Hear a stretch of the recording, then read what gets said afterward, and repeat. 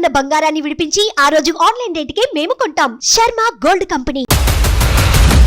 కురుక్షేత్రంలో కృష్ణుడు సారథ్యం వహించిన పాండవులనే విజయం వరించింది. 100 మంది ఉన్న కౌరవులకు ఓటమి తప్పలేదు. అలాగే రాజకీయాల్లోనూ సపోర్ట్ చేసే నాయకుడిని బట్టి ఓటర్ల మైండ్ సెట్ డిసైడ్ అవుతుంది. పోటీ చేసే పార్టీ అభ్యర్థితో పాటు మద్దతుగా నిలబడే నేతను కూడా ప్రజలు పరిగణలోకి తీసుకుంటారు.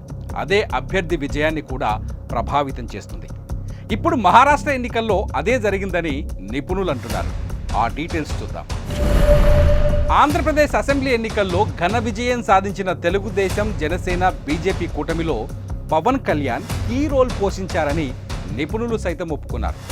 ఏపీ ముఖ్యమంత్రి, తెలుగుదేశం పార్టీ అధినేత నారా చంద్రబాబు నాయుడు స్వయంగా ఈ విషయాన్ని చెప్పడం విశేషం. అయితే ఎన్డీఏ కూటమిలో కీలక నేతగా ఎదుగుతున్న పవన్ కళ్యాణ్కు బీజేపీ హైకమాండ్ పవన్ పవర్ను సరిగ్గా అంచనా వేసింది. అందుకే మహారాష్ట్ర అసెంబ్లీ ఎన్నికల్లో భాగంగా కొన్ని చోట్ల ప్రచారం నిర్వహించాలని బాధ్యతలు అప్పగించడంతో పవన్ కళ్యాణ్ మహారాష్ట్రకు వెళ్లి ప్రచారం చేశారు. ఇంకేముంది, వార్ వన్ సైడ్ అయింది.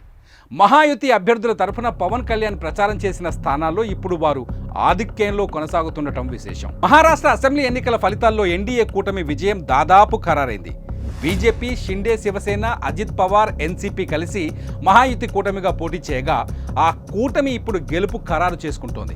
ఈ నేపథ్యంలోనే మహారాష్ట్రలో మహాయుతి కూటమి తరఫున ప్రధానమంత్రి నరేంద్ర మోదీ, కేంద్ర మంత్రుల దగ్గర నుంచి అనేక మంది ప్రచారంలో పాల్గొన్నారు. తెలుగు రాష్ట్రాల నుంచి తెలంగాణ సీఎం, ఆంధ్రప్రదేశ్ డిప్యూటీ సీఎంలు మహారాష్ట్రలో ప్రచారంలో భాగమయ్యారు.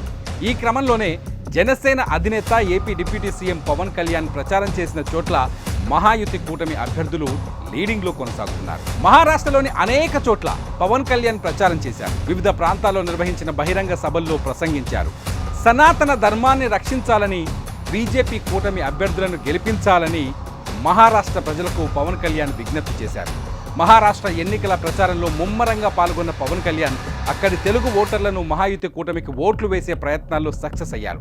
పూణే కంటోన్మెంట్, బల్లార్పూర్, షోలాపూర్, డెత్లూర్, లాతూర్ రూరల్, హదప్సర్, కస్బాపేట్ ప్రాంతాల్లో పవన్ కళ్యాణ్ ఎన్నికల ప్రచారంలో పాల్గొన్నారు. వీటిలో ప్రస్తుతం ఎన్నికల ఫలితాలు వెలువడుతున్న పూణే కంటోన్మెంట్, బల్లార్పూర్, షోలాపూర్ నియోజకవర్గాల్లో బీజేపీ కూటమి అభ్యర్థులు ముందంజలో ఉన్నారు. ఇక డెత్లూర్, లాతూర్ సీట్లలో మహాయుతి, మహావికాస్ అఘాడీ కూటముల మధ్య హోరాహోరీ పోరు కొనసాగుతోంది. ఈ స్థానాల్లో కూడా మహాయుతి అభ్యర్థులదే విజయమనే గణాంకాలు వెలువడుతున్నాయి. పూణే కంటోన్మెంట్లో బీజేపీ అభ్యర్థి కాంబ్లే సునీల్ ధ్యాన్ దేవ్ 35,000కు పైగా ఓట్ల మెజార్టీలో ఉన్నారు. బల్లార్పూర్లో బీజేపీ అభ్యర్థి సుధీర్ సచ్చిదానంద్ దాదాపు 25,000 ఓట్ల ఆధిక్యంలో ఉన్నారు. అదప్సర్లో ఎన్సీపీ క్యాండిడేట్ చేతన్ విఠల్ తూపే 20,000కు పైగా మెజార్టీలో కొనసాగుతున్నారు. కస్బాపేత్లో బీజేపీ అభ్యర్థి హేమంత్ నారాయణ్ రసానే 20,000కు పైగా ఓట్ల ఆధిక్యంలో ఉన్నారు. డెగ్లూర్లో బీజేపీ అభ్యర్థి అంతఃపుర్కార్ జితేష్ రావు సాహెబ్ 25,000కు పైగా ఓట్ల మెజార్టీలో ఉన్నారు. ఇక చివరిగా లాతూర్ రూరల్ స్థానంలో బీజేపీ అభ్యర్థి రమేష్ కాశీరామ్ కదర్ దాదాపు 30,000 ఓట్ల ఆధిక్యంలో ఉన్నారు. పవన్ ప్రచారం కమలనాథులకు బాగా కలిసొచ్చింది. మహారాష్ట్ర ఎన్నికల ఫలితాల్లో జనసేనాని దేశవ్యాప్తంగా చర్చనీయాంశమయ్యారు. దేశ రాజకీయాల్లోనూ పవన్ తనదైన ముద్ర వేస్తారని జన సైనికులు హర్షం వ్యక్తం చేస్తున్నారు.